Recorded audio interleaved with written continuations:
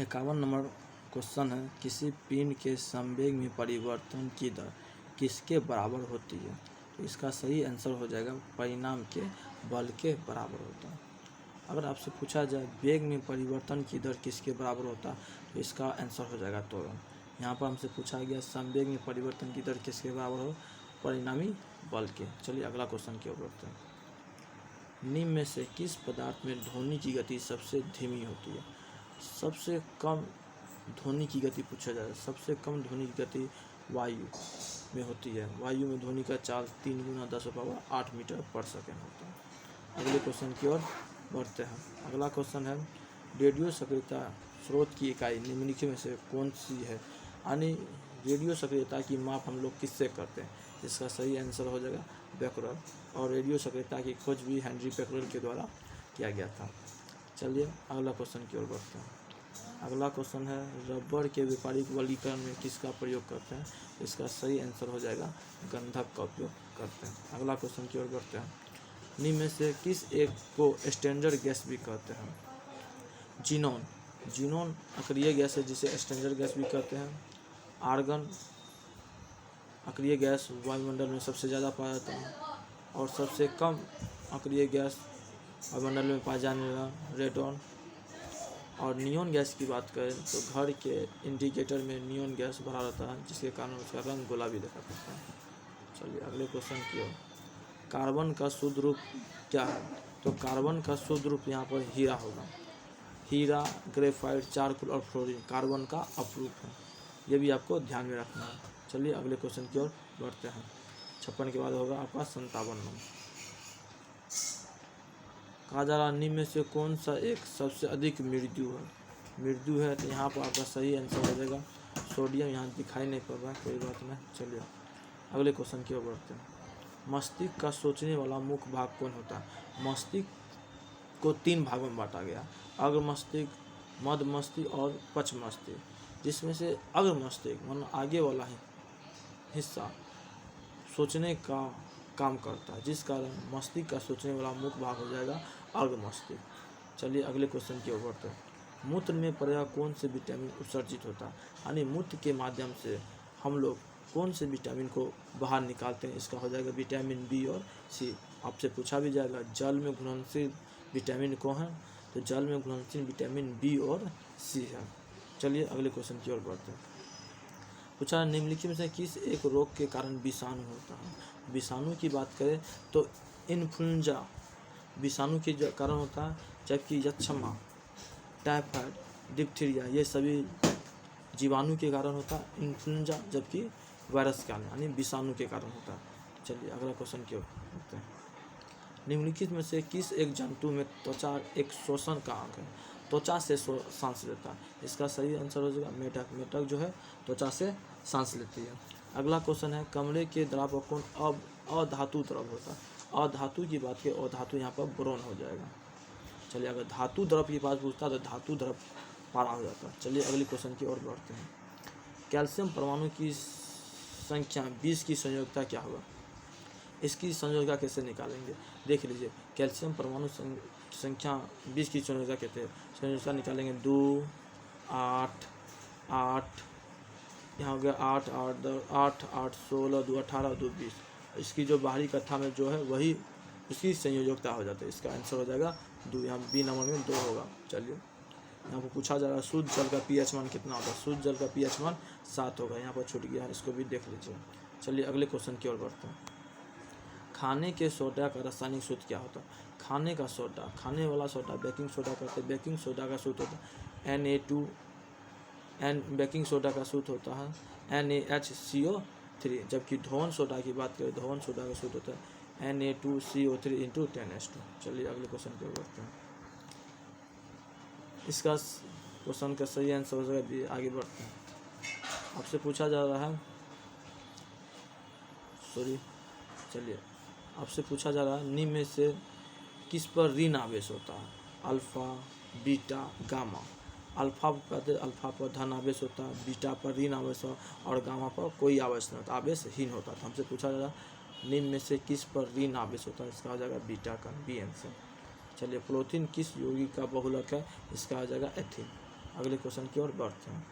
जल में डूबी हुई सीधी छड़ मुड़ी हुई प्रतीक होता है, इसका कारण क्या है? इसका आंसर हो जाएगा अपवर्तन। जितना प्रतीक हो, जो भी प्रतीक होता हुआ दिखेगा ऑप्शन में, उसका आंसर अपवर्तन मारेंगे। जैसे सूर्य लाल दिखाए प्रतीक होता, तारा टिमटिमाता हुआ प्रतीक होता है, इसका आंसर हो जाएगा अपवर्तन। चलिए अगले क्वेश्चन की ओर। चलिए 81, चलिए इधर आ जाइए।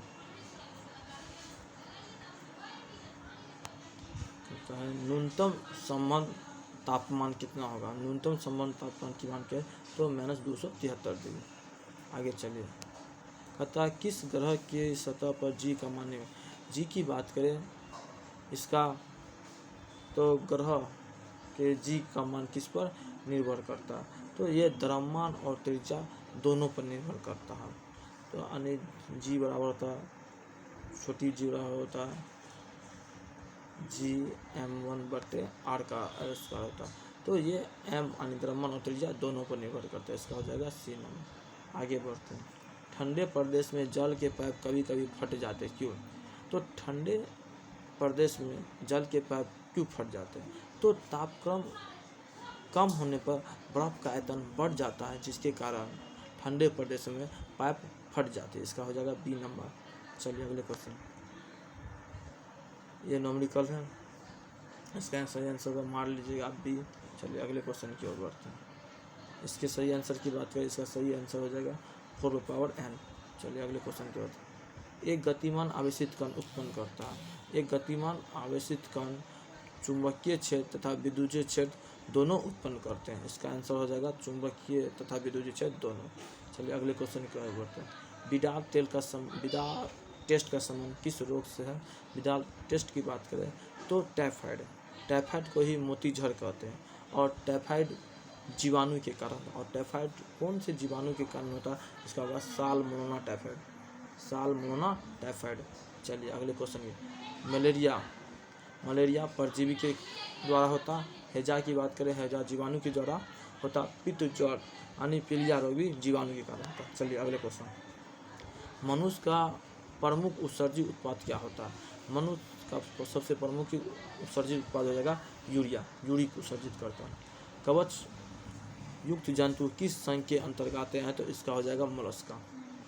अगले क्वेश्चन की ओर बढ़ते हैं। 81 नंबर आपसे पूछा जा रहा है स्कर्वी रोग होता है, तो स्कर्वी रोग मतलब चर्म रोग किसकी कमी से होता है? इसका सही आंसर हो जाएगा विटामिन सी की कमी से। विटामिन सी का रासायनिक नाम है एस्कॉर्बिक एसिड, और विटामिन सी का सबसे अच्छा स्रोत क्या है? आंवला। चलिए अगला क्वेश्चन है, निम्न में कौन सा रोग विषाणु द्वारा उत्पन्न नहीं होता? यानी विषाणु द्वारा नहीं होता। हमसे पूछा जा रहा है कौन सा रोग विषाणु से उत्पन्न नहीं होता। देखिए पोलियो की बात करें, पोलियो वायरस के द्वारा होता है। चेचक की बात है, चेचक भी वायरस के द्वारा होता है। एड्स भी वायरस के द्वारा यानी विषाणु के द्वारा। तपेदिक यानी टीबी की बात करें, ये विषाणु के द्वारा नहीं होता। चलिए अगले क्वेश्चन। आलू का कौन सा भाग खाया जाता है? आलू का कौन सा भाग खाया जाता है? तो आलू का तना खाया जाता है। चलिए मानव शरीर में भोजन का पाचन निम्नलिखित में किस अंग से शुरू होता है? मानव शरीर में भोजन का पाचन मुख से ही शुरू हो जाता है, तो इसका आंसर हो जाएगा ए। चलिए अगले क्वेश्चन। किसके कारण से स्टोन कैंसर होता है? तो स्टोन जो पथरी पेट के अंदर होता है वो अम्लीय वर्षा के कारण होता है, याद रखिएगा अम्लीय वर्षा के कारण स्टोन। चलिए कौन सा एक वास्तविक मछली है? वास्तविक मछली की बात करें, इसका आंसर हो जाएगा डॉग फिश। अगला क्वेश्चन की ओर बढ़ते हैं। जब कोई कार विराम से अचानक चल पड़ती है, उसमें बैठे सवार पीछे की तरफ झुक जाता है, ये घटना का डैश का उदाहरण है। तो ये हो जाएगा न्यूटन के प्रथम नियम, और न्यूटन के प्रथम नियम से ही बल का परिभाषा प्राप्त होता, और न्यूटन के द्वितीय गति के नियम से बल के व्यंजक का प्राप्त होता है, और न्यूटन के तृतीय गति के नियम से हमें बल की प्रकृति के विषय में जानकारी मिलती है। चलिए अगले क्वेश्चन की। समुद्र के जल में औसत लवण कितना होता है? समुद्र के जल में औसत लवण 3.5% होता है। आपसे पूछा परमाणु के मौलिक कण प्रोटॉन की खोज किसने की थी? तो प्रोटॉन की खोज तो रदरफोर्ड ने किया था। वहीं पर अगर पूछता न्यूटन की खोज कौन किया था? चैडविक किया था। अगर इलेक्ट्रॉन की खोज किया था जे थॉमसन किया था, और चैडविक ने न्यूट्रॉन की खोज 32 ईस्वी में किए थे, जबकि इलेक्ट्रॉन की बात किए जेजे थॉमसन के द्वारा किया गया था 1897 ईस्वी में। चलिए अगली क्वेश्चन की ओर बढ़ते हैं। अगला क्वेश्चन है, ग्रीष्म ऋतु में मिट्टी के घड़े में रखे पानी डैश की प्रक्रिया के कारण ठंडा हो जाती है। तो इसका सही उत्तर हो जाएगा वाष्पोत्सर्जन। वाष्पोषण की क्रिया के द्वारा घड़े में रखे पानी ठंडा लगता है। अगला क्वेश्चन, निम्नलिखित विज्ञानों में से किसने उपलावन के नियम की खोज की थी? तो आर.के. मीडी। यानी परमाणु की खोज, यानी परमाणु के सिद्धांत की खोज कौन किया था? John Dalton. चलिए अगला क्वेश्चन, निम्नलिखित में किस धातु का सर्वोत्तम चालक होता है? सबसे अच्छा चालक कौन सी धातु का होता है? यहाँ पर हो जाएगा चांदी, याद रखिएगा। चलिए अगले क्वेश्चन की ओर बढ़ते हैं। 93 नंबर 92 तक क्वेश्चन हो गया। कहता है 0 डिग्री कितने डिग्री फ़ारेनहाइट के बराबर होता है? तो इसका आपका आंसर हो जाएगा 32 डिग्री फ़ारेनहाइट के बराबर, यानी 0 डिग्री सेंटीग्रेड 32 डिग्री फ़ारेनहाइट के बराबर होता है। अगला 94 नंबर, एक वस्तु पर लगाए गए गुरुत्वाकर्षण बल को क्या कहा जाता है? तो भार कहा जाता है। इसका आंसर हो जाएगा भार। अगला क्वेश्चन, आवर्त सारणी का आविष्कार किसने किया था? आवर्त सारणी की बात करें, आवर्त सारणी का आविष्कार मेंडलीव के द्वारा किया गया था, जबकि आधुनिक आवर्त सारणी की खोज मोसले के द्वारा 1813 ईस्वी में किया गया था। चलिए अगला क्वेश्चन क्या, निम्नलिखित में कौन सा विलयन का पीएच मान न्यूनतम होता है, यानी कम होता है? सबसे कम किसका पीएच मान होता है? जबकि नींबू की बात करें, नींबू का 2.2 होता है, शुद्ध जल का पीएच मान 7 होता है, रक्त का पीएच मान 7.4 होता है।